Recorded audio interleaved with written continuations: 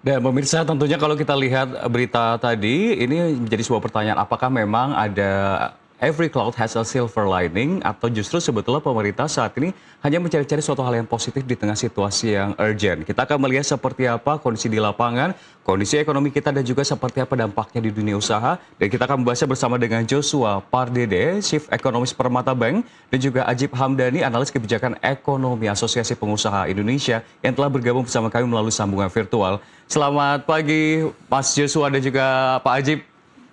Selamat pagi Mas Rian. Ini Selamat pagi Mas Joshua. luar biasa. Nampaknya sudah lama ya nggak bertemu, akhirnya kita bertemu lewat sambungan virtual dan per kemarin ini kan kita sudah menyentuh Rp18.000. Kalau kita cocok login sebetulnya tadi pemerintah atau Mendak menyatakan kita bisa nge-push satu sisi deh, dan BEI, Bank Indonesia, Purbaya ini juga menyatakan bahwa secara fundamental sebetulnya kita baik-baik saja. Jadi nilai tukar rupiah ini menjadi sebuah pertanyaan. Kalau dari kacamata kalian berdua, mungkin saya ke Pak Joshua dulu, kita akan melihat data ekonominya.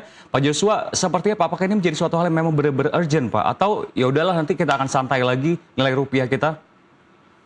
Ya, sekiranya kalau kita bicara terkait dengan faktor fundamental kita yang baik-baik saja, semestinya sentimen, memang rupiah akan sangat dipengaruhi oleh faktor sentimen ya, terutama dari faktor globalnya. Artinya kalau kita lihat saat ini nilai tukar rupiah yang tadi disampaikan bahwa sudah menembus level 18.000 itu, saat ini sudah melemah paling dalam ya dibandingkan dengan mata uang Asia lainnya gitu ya. Dan bahkan kalau kita lihat sebelum-sebelumnya di bulan Maret dan April itu rupiah masih sempat menguat terhadap Filipina peso dan juga rupiah India. Namun saat ini per Juni ini kita sudah melemah terhadap rupiah dan juga terhadap peso Filipina. Artinya kita tidak bisa melulu menyalahkan globalnya saja gitu ya. Dan artinya kalau kita lihat pergerakan rupiah ini kan sudah mulai melemah dari sejak awal tahun, ini dipicu oleh assessment dari MSCI dan juga penurunan outlook rating dari lembaga rating internasional baik itu dan Moody's dan juga Fitch gitu ya. Dan kalau kita telusuri lebih dalam lagi, kita gali lebih dalam lagi apa assessment dari lembaga rating internasional tersebut, ini tentunya berkaitan lagi terkait dengan risiko paparan dari risiko global terhadap fiskal dan juga beberapa kebijakan pemerintah yang dinilai ini kurang mendukung iklim investasi, sehingga makanya ini pun juga terefleksi pada saat kemarin pembentukan Badan Ekspor Satu Pintu, dampaknya sudah bisa kita rasakan negatifnya di mana saham-saham sektor pertambangan ini langsung jeblok ya, dan sampai dengan hari ini pun juga IHSG pun juga masih tetap jeblok gitu ya, dan di bulan ini saja sudah turun hampir 6,8% gitu ya. Sehingga sedangkan kalau kita beralasan faktor fundamental kita baik dan juga akan ada faktor eksternal, sementara kalau kita bandingkan dengan pasar saham lain di Asia sebenarnya masih baik-baik saja gitu ya. Artinya memang kita tidak bisa menyalahkan globalnya saja, dan tentunya kita harus merefleksikan apa-apa saja di dalam negeri yang harus diperbaiki dan diimprove terkait dengan bagaimana mengupayakan agar iklim investasi ini bisa kembali kondusif, dan juga tadi confidence dari para investor pun juga akan kembali pulih.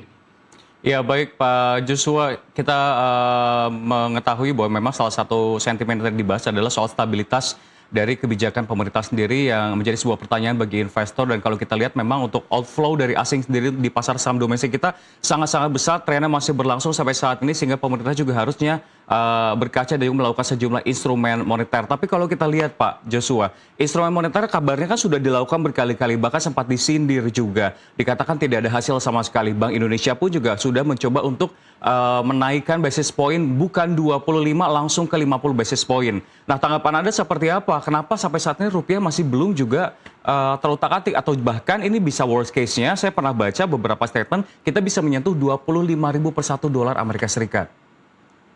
Iya Mas Rian, kita perlu pahami bahwa API ini tidak dibuat oleh moneter. Jadi otoritas moneter sebagai quote and quote pemadam kebakarannya pun juga tidak bisa sepenuhnya memadamkan kebakaran karena api tersebut ya. Karena kalau kita lihat bahwa penyebabnya bukan dari moneter sepenuhnya ya, dan bahkan tidak ada sama sekali faktor dari moneter gitu ya. Karena ini yang harus kembali lagi harus direfleksikan oleh pemerintah. Kebijakan apa saja yang membuat tadi terjadi capital outflow dari pasar keuangan domestik kita gitu ya. Dan ini bukan masalah bukan menjadi ranahnya Bank Indonesia. kalau terjadi keluarnya dana asing di pasar saham, apakah Bank Indonesia bisa melakukan intervensi? Bank Indonesia pun juga sudah melakukan intervensi dengan melakukan triple intervention di pasar falasnya, di SBN, dan juga dengan menaikkan tadi disampaikan 50 basis point, dan ini saya pikir sangat bold ya, dan juga preemptif kebijakan tersebut ya, dan juga dengan menaikkan SRBI, dan karena sampai dengan saat ini pun juga SRBI masih bisa menarik investor asing gitu ya, artinya kita tidak bisa menyalahkan sepenuhnya juga Bank Indonesia, karena kembali lagi asal muasal api tersebut ini bukan dari moneter gitu ya, sehingga kita harus kembali lagi melihat lagi siapa ataupun faktor apa yang membuat tadi sentimen ataupun dari sisi kepercayaan investor ini menjadi menurun ya, sehingga tadi mendorong keluarnya dana-dana asing dan belum masuknya kembali dana asing ke pasar domestik kita, sehingga ini yang membuat belum adanya penguatan dari nilai tukar rupiah pasca kenaikan dari suku bunga acuan Bank Indonesia. Baik, Pak Joshua, nanti saya akan bertanya lagi kepada Anda, dan kali ini saya akan coba ke Pak Ajib. Pak Ajib langsung dari analis kebijakan Apindo. Pak, tanggapan Anda seperti apa, Pak? Apakah ada kekhawatiran-kekhawatiran tersendiri? Karena kan kalau ngomongin soal rupiah, apakah ini cuma angka saja atau sebetulnya memang ancamannya sudah semakin nyata, yang artinya dari kemarin kan pelaku usaha sudah mencoba untuk menahan tidak melakukan ekspansi. Dan sekarang udah bukan wait and see lagi, melainkan sudah harus mempercepat melakukan PHK. Tanggapan Anda, Pak Ajib? Ya, Mas Rian, sebenarnya angka 18.000 ini angka yang sudah jauh dari ideal, karena ini angka yang tidak kita bayangkan sejak awal tahun ini, bahwa di pertengahan tahun di bulan Juni ini kita sudah menembus angka 18.000 sebenarnya.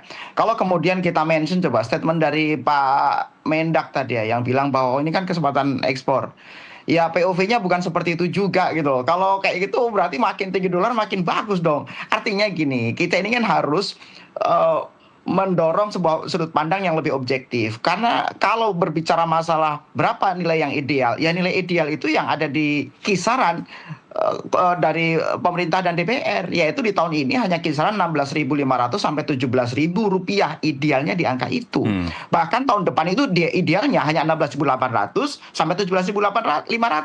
Bayangin dengan kisaran yang begitu rendah, tapi pertengahan tahun 2026 ini kita sudah menyentuh angka 18.000. Artinya sebenarnya angka itu sudah jauh dari ideal. Sekarang begini, tadi saya tertarik dengan statement dari Mas Joshua tentang bagaimana sebenarnya penurunan nilai rupiah, tekanan nilai rupiah ini lebih banyak didorong oleh karena sentimen global.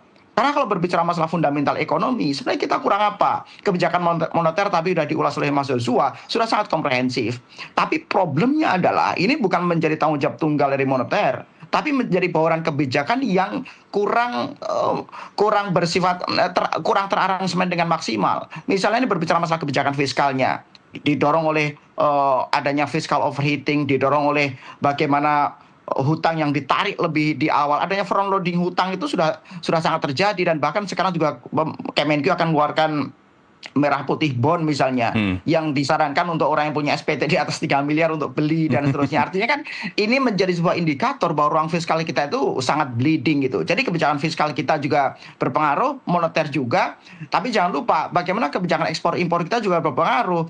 Repotnya adalah kebijakan ekspor impor itu penanggung jawab terdepannya dari Kementerian Perdagangan, yang tentunya ini membutuhkan rekomtek dari Kementerian Teknis, dari Kementerian Perindustrian, dari Kementerian Pertanian dan lain-lain. Tapi poinnya adalah pintu gerbang perizinan untuk ekspor impor itu semua izinnya ada di Kementerian Perdagangan. Terus kemudian variabel kedua berbicara masalah penguatan rupiah lagi tentunya ada di investasi. Sekarang bagaimana Kementerian Investasi itu mendorong kebijakan-kebijakan yang itu istilahnya mendorong ease to doing business atau business readiness istilahnya.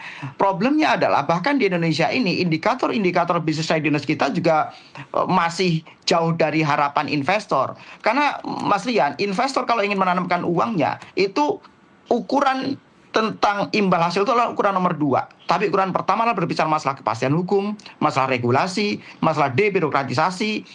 Karena ini berbicara investasi. Sekarang itu bukan uangnya pengen balik tahun ini, tapi pengen balik paybacknya itu bisa 3 tahun, 5 tahun, 10 tahun ke depan. Artinya berbicara kepastian hukum menjadi variabel utama. Nah, kembali harus kita garis bawahi bahwa masalah ekspor impor dan kemudian masalah investasi ini menjadi sebuah penguatan dan pondasi yang paling mendasar tentang bagaimana rupiah kita akan tetap bisa menjadi kuat. Pertanyaannya adalah seberapa kuat kementerian-kementerian teknis itu bisa mendetailkan konsep besarnya Pak Prabowo. Ketika Pak Prabowo punya confidence level yang cukup tinggi, kita sepakat dengan itu. Termasuk misalnya dengan adanya Danantara di SI misalnya, kita sepakat dengan itu gitu. Karena itu adalah amanah dari undang-undang dari pasal 33. Pertanyaannya yang ingin kita dengar bersama-sama adalah how to-nya gitu. Bagaimana strateginya untuk menjadi dolar hanya Rp17.000 di tahun 2027 gitu. Nah, tentang how to itu kan kemudian akan diterjemahkan oleh teman-teman di lapangan. Dan penerjemahan yang paling jujur itu adalah bagaimana kita melihat rupiah. Kalau misalnya, oh ini akan 17.000, tapi ternyata teman-teman pada belanja impor lebih dipercepat kok Januari sampai April kemarin, nyatanya selisih ekspor impor kita terus mengalami tekanan luar biasa. Kenapa? Karena teman-teman juga mengalami spendingnya ditarik ke depan sebagai bagian dari hedging. Bahwa berarti kita melihat apa? Dolar akan naik terus gitu loh. Itu kan berarti masyarakat dan dunia usaha kurang yakin dengan kerangka ekonomi makro yang dibuat oleh pemerintah itu sendiri. Jadi sekali lagi yang kita tunggu bersama-sama adalah how to-nya. Bagaimana strateginya. Orientasi jangka panjang DSI bagus. Tapi tentang bagaimana orientasi jangka pendek. Bagaimana kemudian pemerintah itu mempunyai stamina dalam konteks daya tahan ekonomi maupun politik agar semuanya itu bisa lebih terukur dengan baik dan meyakinkan kepada masyarakat maupun para pelaku usaha. Tapi dalam kondisi seperti ini sudah menjadi kira-kira di lampu kuning lah itu. Kalau lampu merah enggak lah. Tapi ini menjadi lampu kuning yang harus menjadi kewaspadaan buat semua stakeholder. Baik pemerintah, dunia usaha, dan tentunya ini akan mempunyai imbas secara langsung kepada masyarakat. Demikian Mas Rian. Ya Pak Ajib, tadi Anda sempat menyebutkan soal DSI dan juga satu pintu ini sendiri kan memang secara fully akan diimplementasikan di 1 Januari 2027, namun sekarang sudah mulai bertahap. Menurut Anda benar, bagus, atau seperti apa? Karena kalau kita lihat kabarnya ada importer China yang justru memilih untuk menunda pembelian untuk coal sendiri Pak Ajib. Ya, sebenarnya dalam beberapa waktu terakhir itu kita dari China mendapatkan tekanan luar biasa. Itu kemarin ketika China memutuskan akan menunda pembelian batu bara misalnya, bulan lalu Kadinnya China juga mengirim surat keberatan untuk beberapa poin, termasuk salah satunya atas devisa hasil ekspor yang harus ditaruh di Bank Himbara dan lain-lain. Ya memang tidak mudah kalau kita ini kan dalam kondisi secara ekonomi ya, ekonominya kita ini nggak apple to apple. Kita tidak mungkin meretaliasi secara frontal kepada ekonomi China karena China ini kan ekonomi besar dunia dengan kira-kira di angka 17 triliun US dollar. Kita nggak nyampe 1/10-nya, kita hanya di 1,3-1,4 triliun. Nah, artinya dibutuhkan sebuah komunikasi yang lebih baik ya. Kalau misalnya kemudian kita dengan Filipina aja bisa, oh deh ada jalan tengah misalnya barter misalnya. Dengan China juga harusnya dibuat perjanjian bilateral misalnya Indonesia rupiah dengan yuan atau apalah, yang penting jalan tengah gitu loh. Kita nggak mungkin meretaliasi. Mereka mau berhentiin impornya batu bara, kita misalnya juga misalnya berhentiin ekspor CPO-nya kan bukan dengan cara retaliate seperti itu. Tapi harus ada negosiasi yang terbaik dan bersifat win-win atau jalan tengah. Tapi saya pikir masukan-masukan dari China itu ya kita anggap sebagai salah satu masukan. Jangan menjadi satu-satunya penentu kebijakan. Karena tentunya kita punya kedaulatan ekonomi maupun kedaulatan politik yang harus kita jaga bersama-sama. Kuncinya adalah bagaimana pemerintah itu membangun kekuatan ekonomi domestik, membangun kemandirian ekonomi, walaupun tentunya ini membutuhkan sebuah fase yang tidak sebentar. Nggak mungkin kita berbicara kemandirian pangan dan energi di tahun ini. Tahun ini aja kita masih lifting minyak kita masih 650.000 barel per hari gitu. Padahal kebutuhan itu sekitar 1,2 juta. Nah, artinya dibutuhkan sebuah roadmap jangka panjang, tapi jangka pendek menghadapi obstacle seperti ini dibutuhkan manuver dari pemerintah. Bukan cuma berbicara masalah negosiasi ekonomi, tapi berbicara masalah kemampuan komunikasi. Dan PR-nya itu sekarang ada di jajaran kabinetnya saya pikir. Pak Presiden sudah sangat bagus sebenarnya, punya orientasi jangka panjangnya. Demikian Mas Rian. Baik, terima kasih Pak Ajib. Dan selanjutnya nanti saya akan bertanya ke Pak Joshua, khususnya Pak Joshua ini terkait dengan salah satu kebijakan yang harusnya dimatangkan oleh pemerintah. Apakah ini menjadi sebuah kabar baik untuk pasar Indonesia dan juga rupiah terkait dengan pemangkasan anggaran MBG di tengah kasus korupsi BGN? Namun kita akan jawab usai jeda. Tetaplah bersama kami, pemirsa, karena kami akan kembali saat lagi.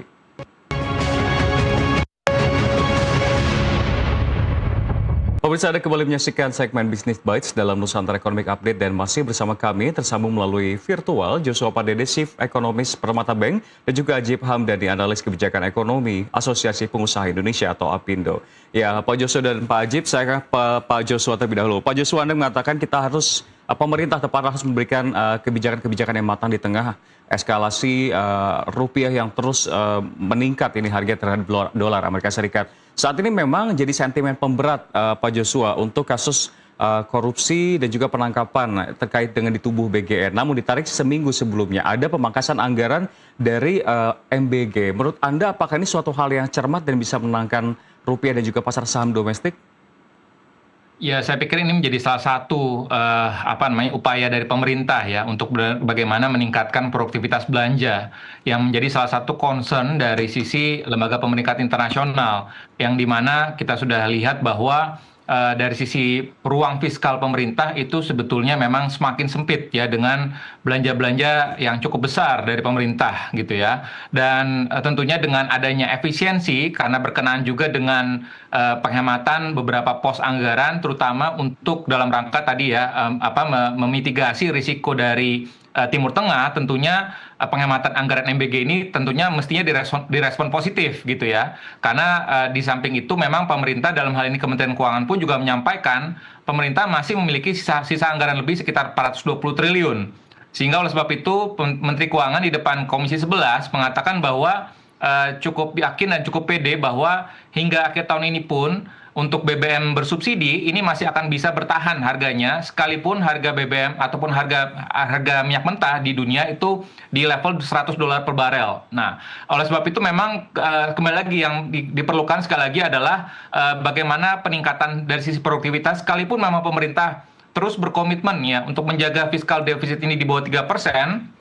Karena itu menjadi salah satu aturan ataupun rule yang tetap harus dijaga oleh pemerintah karena kalau ini dilampaui tentunya ini mengindikasikan tadi bahwa terjadi ataupun ada indikasi di mana ada terjadi disiplin fiskal yang berkurang dari pemerintah. Namun karena pemerintah terus meyakinkan kepada investor bahwa fiskal disiplin ini tetap akan dijaga dan juga karena pemerintah juga masih memiliki sisa anggaran lebih, maka kami meyakini bahwa dampaknya kepada fiskal pun juga relatif akan bisa diredam gitu ya. Tapi kembali lagi noise ataupun gangguan-gangguan di pasar keuangan ini tidak hanya semata-mata dari faktor MBG saja gitu ya ataupun dari sisi kualitas belanjanya saja tapi juga ada faktor-faktor lain yang juga turut mempengaruhi tadi aliran modal asing ya. Karena kan kalau kita melihat bagaimana kita bisa mendukung nilai tukar rupiah adalah terkait dengan mendukung dari supply falasnya sendiri. Nah, karena kalau kita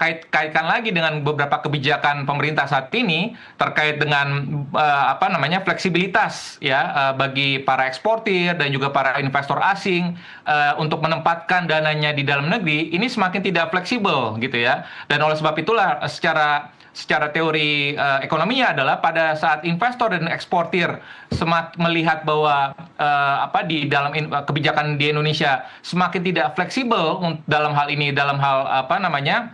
untuk penempatan ekspornya ataupun dalam hal ini investasinya tentunya eksportir dan juga ataupun dari sisi investor asingnya pun juga bisa mencari negara-negara lain gitu ya sehingga ini yang harus dia diberikan direfleksikan oleh pemerintah karena pada dasarnya ya kalau kita melihat secara fundamental postur neraca pembayaran kita secara khusus neraca transaksi berjalan kita ini jangan pernah kita membandingkan dengan ringgit Malaysia dan juga Singapura dolar yang dimana 2 tahun terakhir ini mengalami penguatan ya karena memang yang paling mendasar adalah transaksi berjalan kita itu selalu defisit sejak 2010 dan bahkan sejak kita keluar dari OPEC pun kita menjadi net oil importer gitu ya sehingga ini yang harus kita pahami bahwa kita belum bisa ya meninggalkan sepenuhnya dari investasi asing baik itu di portfolio, di pasar modal dan juga di FDI-nya gitu ya. Termasuk tadi yang concern dari investor Kadin China ini tidak bisa kita tutup mata sepenuhnya gitu ya. Karena kita tetap masih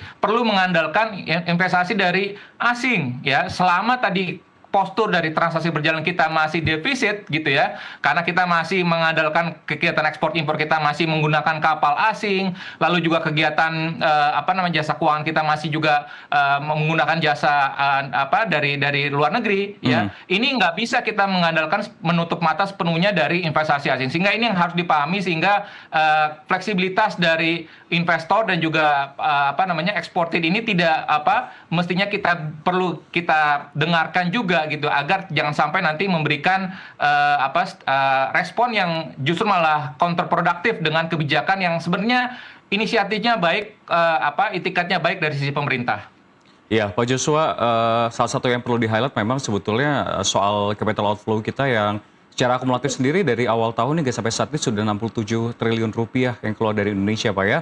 Dan kemarin pun kalau kita melihat bursa ketika pasar saham Indonesia merah merona, negara-negara lainnya justru malah hijau atau sedang bertumbuh. Sekarang ke gagasan utama tema kami. Terima kasih Pak Joshua. Kali ini saya akan ke Pak Ajib. Pak Ajib, terkait dengan pelemahan dari rupiah terhadap dolar Amerika Serikat, keterbatasan kita dari fiskal. Anda sebelumnya tadi belum menjawab, Pak Ajib, dampaknya seperti apa? Mode apa yang sedang digunakan oleh teman-teman dunia usaha sendiri? Apakah mode tahan dulu, siap ekspansi, atau siap untuk melakukan PHK, Pak? Karena kan kita butuh kepastian, masyarakat kelas menengah dan juga bawah butuh kepastian, kita harus bersikap seperti apa. Dan di dunia usaha sendiri sebetulnya yang terdampaknya apa, Pak? Impor bahan baku kah? Atau apakah? Silakan Pak Ajib. Ya, teman-teman dunia usaha merespon dari kondisi yang ada, baik kondisi ekonomi domestik. Kalau kondisi ekonomi domestik itu kan problemnya ada di daya beli masyarakat yang mengalami fluktuasi dan bahkan cenderung banyak kelas menengah yang turun menjadi kelas menengah bawah. Kemudian juga bagaimana kondisi ekonomi global yang dan kondisi geopolitik yang adanya uncertainty ya. Dan kondisi-kondisi itu kemudian membuat dunia usaha itu meresponnya dengan cara bahwa tema yang kita usung sekarang itu berbicara masalah survival mode gitu. Bagaimana kita bisa bertahan dengan baik. Kita sedang bukan mendiskusikan bagaimana untuk eskalasi bisnis, tapi bagaimana minimal kita bertahan, bagaimana kemudian kita bisa melakukan rasionalisasi tapi pada tempat-tempat yang seperlunya. Kita juga tidak ingin mengambil langkah-langkah PHK misalnya. Karena sekali lagi PHK itu menjadi langkah terakhir yang ingin diambil oleh dunia usaha, seperti halnya itu yang dipesan oleh Pak Presiden kemarin. Kemudian satu data lagi yang perlu kami sampaikan sebenarnya Mas Rian, bahwa sebenarnya sejak akhir tahun 2025 kemarin, ini belum kondisi cukup eskalatif di awal 2026, kondisi geopolitiknya itu bahkan kira-kira 64% pengusaha Apindo itu sedang tidak akan melakukan ekspansi usaha untuk 5 tahun ke depan. Nah, kita lihat dengan adanya kondisi ekonomi yang semakin struggling seperti ini, perkiraan kita kisarannya menjadi di atas 64%. Kuncinya adalah bagaimana kita bisa bertahan dulu, kemudian kita penguatan ekonomi, karena apalagi termasuk tadi oleh Mas Joshua juga sampaikan, kondisi ini juga diperparah dengan adanya kondisi investasi kita juga nggak menggembirakan gitu. Sebenarnya investasi kan melalui dua hal. Satu berjalan foreign direct investment melalui FDI, investasi yang masuk melalui Kementerian Investasi dan data-data lain. Kemudian yang kedua, inilah window-nya itu dari pasar keuangan, yaitu bursa efek. Dan tadi juga Mas Rian menyampaikan bahwa bursa efek kita ini sedang memerah ini, sedang flop luar biasa. Bahkan kalau kita hitung, kira-kira dari sekitar 960-an emiten yang melantai di bursa, akhir tahun 2025 kemarin nilai kapitalisasi asetnya itu mencapai hampir 14.000 triliun sebenarnya Mas Rian. Tapi pada bulan Mei akhir kemarin itu nilai kapitalisasi pasar kita hanya di bawah 10.000 triliun, hanya sekitar 9.900. Jumlahnya sangat flop luar biasa. Terutama ini diperparah dengan adanya penurunan nilai saham untuk misalnya nih sektor batu bara, sektor tambang, dan sektor sawit akibat dari kebijakan DSI kemarin. Juga misalnya turunnya nilai termasuk di sektor keuangan, perbankan kita juga lagi suffering luar biasa. Nah ini kan bagaimana market melihat bahwa uang itu sedang tidak dipercaya untuk ditanam di Indonesia. Bahasanya kan seperti itu sebenarnya. Bahwa pemerintah melalui kebijakan ini, kebijakan insentif yang lain dan seterusnya. Tapi ternyata pasar uang sebagai salah satu window, sebagai salah satu pintu masuk untuk orang investasi di Indonesia melalui sekuritas, itu ternyata juga tidak begitu dipercaya. Karena lebih banyak aksi jual daripada aksi beli. Kan itu menjadi sebuah cerminan yang paling jujur tentang bagaimana masyarakat, bagaimana investor itu melihat bahwa ekonomi kita ini bukan dalam tahap yang sedang baik-baik saja, dan strategi dari pemerintah itu kurang bisa meyakinkan terhadap narasi besar dan confidence level presiden yang begitu tinggi. Begitu Mas Rian. Pak Ajib, salah satu upaya dilakukan untuk menstabilkan rupiah ini kan kemarin Bank Indonesia BI Rate, tanggapan Anda seperti apa menaikkan 50 BPS? Apakah di luar ekspektasi? Sebelumnya mungkin dikira di 25 BPS saja, dan dari kacamata Anda seperti apa pemerintah harusnya? Apakah harus fokus melakukan stabilisasi rupiah atau menjaga daya beli masyarakat? Karena kalau BPS-nya ini naik sendiri kan tentu kredit dan lain-lain serba mahal untuk dunia usaha kan Pak? Iya, konsensus dari rekan-rekan dunia usaha itu kita pikir akan naik, iya, kita sudah prediksikan untuk bagian dari affirmative action pemerintah untuk menjaga stabilitas nilai tukar rupiah. Tapi kan tadinya kita berpikir kira-kira di angka 25 basis poin, tapi ternyata kebijakan moneternya begitu agresif sampai dengan 50 basis poin menjadi 5,25 berangkat dari 4,75. Karena begini, Mas Rian, bahwa ketika pemerintah ingin menaikkan tingkat suku bunga acuan dalam rangka untuk menjaga nilai tukar rupiah, kan ada satu sisi yang terkorbankan, yaitu berbicara masalah kemampuan daya beli masyarakat. Kemampuan bagaimana dunia usaha juga akan mengalami konstruksi. Kenapa? Karena berbicara masalah tingkat suku bunga acuan yang cenderung juga akan naik gitu. Karena sisi supply-nya terkonstruksi. Kenapa? Ya karena sebagian pengusaha juga mereka punya pinjaman di bank. Kemudian sisi demand-nya juga terkonstruksi biasanya bahkan lebih dalam. Sebagai contoh begini deh, misalnya kita tadinya kredit rumah misalnya, yang tadinya bunga cuman, karena kan bunga kita paling kredit rumah misalnya bunga flat, ya kan cuma setahun 2 tahun pertama, 5% misalnya. Tapi begitu tahun ketiga, keempat pasti floating. Misalnya 13%, 14%, atau minimal 10%.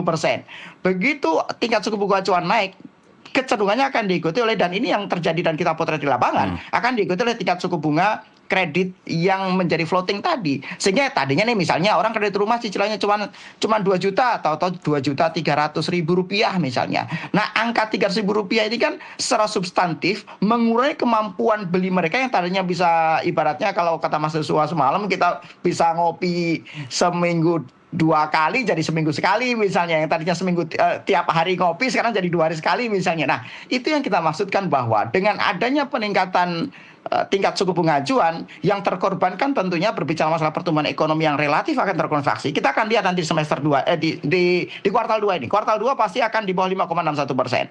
Dan juga tentunya berbicara masalah inflasi yang cenderung akan terkerek naik. Yang itu kita buktikan bahwa secara akumulatif kita itu sudah mencapai di atas 3%. Proyeksi kita sampai secara agregat ya, itu pasti di atas 3%. Di atas 2,5%. Kira-kira begitu, Mas Rian. Jadi sekali lagi, pemerintah harus membuat bauran kebijakan yang saya pikir harus sepakat dengan pro pertumbuhan, pro stabilitas rupiah, tapi juga harus tetap menjaga daya beli masyarakat. Demikian, Mas Rian.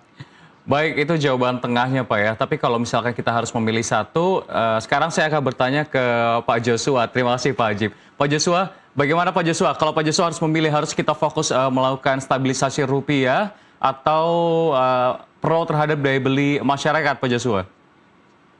Ya, memang kalau kita lihat situasinya saat ini, memang ini tidak mudah ya. Bagaimana menjaga daya beli itu juga menjadi salah satu prioritas dari pemerintah, dan juga di saat bersamaan ini menjaga stabilitas nilai tukar rupiah itu penting sekali, karena kembali lagi perekonomian kita ini memang masih sangat sangat bergantung juga ya kepada fluktuasi ataupun pergerakan nilai tukar rupiah gitu ya. Tidak bisa kita pungkiri ya, karena tadi untuk konsumsi BBM saja kan kita masih membayar dalam dolar gitu ya. Belum lagi konsumsi-konsumsi lainnya yang kita tanpa kita sadari, misalkan tahu tempe yang kita konsumsi setiap hari pun juga itu kita masih impor. Dan ini makanya kalau kita lihat bagaimana menjaga keduanya itu, tentunya makanya ini harus saling beriringan ya.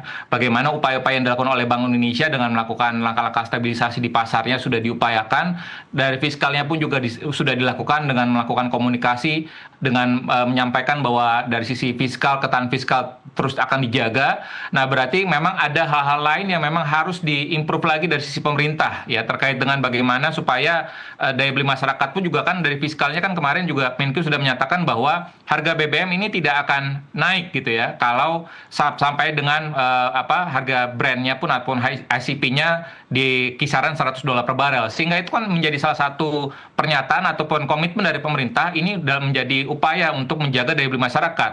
Namun memang kembali lagi bahwa karena tadi rambatan dari pelemahan nilai tukar rupiah ini pun juga ini akan mulai terpapar ya ke beberapa komoditas ataupun barang-barang yang kita konsumsi, masyarakat konsumsi ya, karena kalau kita lihat tanpa kita sadari lagi bahwa dengan kelangkaan plastik ataupun packaging dan juga beberapa biaya logistik yang meningkat, tentunya ini akan terpastru juga, akan disesuaikan juga dari konsumen kepada dari produsen kepada konsumen gitu ya. Karena kalau kita lihat data terakhir di bulan Mei itu harga di tingkat wholesaler ini sudah naik di atas inflasi di tingkat konsumennya. Berarti ini hanya tinggal menunggu waktu saja, karena kembali lagi teman-teman pengusaha teman-teman Pak Ajib ini tentunya akan merasakan tadi ya operating marginnya akan tergerus terus kalau tadi terus mempertahankan harganya di level saat ini ya, belum menyesuaikan harganya ke depannya gitu ya. Tapi makanya ini kembali lagi harus ada penekanan lagi untuk menjaga daya beli masyarakat ini. Makanya pemerintah perlu targeting, artinya segmen mana yang harus disupport, tentunya adalah masyarakat penghasilan menengah ke bawah ya, terutama masyarakat penghasilan menengah ini yang memang menjadi sangat rentan untuk turun kelas ya, karena sudah dalam 5 tahun terakhir ini saja sudah turun 10 juta jumlahnya ya, dan juga kontribusinya kepada konsumsi nasional pun juga cukup besar, sehingga pemerintah pun juga harapannya bisa memberikan kontribusinya ataupun supportnya kepada masyarakat penghasilan menengah tadi dengan menjaga harga-harga dan dengan mendorong juga stabilitas nilai tukar rupiah. Jadi memang ini tidak bisa kita disagregasi ataupun tidak bisa kita pisahkan ya antara daya beli dan juga dari sisi stabilitas rupiah, karena ini menjadi salah satu kesatuan. Karena tanpa adanya stabilitas, pertumbuhan ekonomi ke depannya pun juga tidak bisa kita dorong juga. Tapi yang mungkin harus kita sampaikan di sini adalah bagaimana kondisi globalnya. Kondisi global saat ini memang pertumbuhan ekonomi cenderung mengalami perlambatan ya, karena semua negara tentunya dengan kondisi di Timur Tengah akan lebih fokus kepada stabilitas. Ya. Jadi itu menjadi salah satu kata kunci yang mungkin harus direfleksikan dari pemerintah, bahwa target pertumbuhan tetap akan ada, tapi fokus jangka pendek ini adalah kepada stabilitas. Baik, jawaban yang sangat lugas. Kita sudah melihat seperti apa urgensi dari kondisi saat ini, pemirsa. Berdasarkan wawancara saya dengan Joshua Pardede juga Ajib Hamdani, kita saat ini berada di persimpangan jalan dan pemerintah harusnya bisa lebih lugas lagi untuk memberikan kepastian, khususnya bagi para investor agar tidak kabur. Outflow juga tadi jangan sampai kabur, supaya rupiah bisa menguat, dan juga pemerintah harus bisa membuat kebijakan agar seiring sejalan baik untuk rupiah dan juga daya beli masyarakat. Sekali lagi terima kasih Joshua Pardede dan juga Ajib Hamdani telah bergabung bersama kami. Sehat dan sukses selalu. Terima kasih. Terima kasih Mas Rian. Salam. Dan pemirsa, demikian Business Bites. Nanti usai jeda kami akan kembali dengan deretan informasi update pasar saham terkini. Tetaplah bersama kami.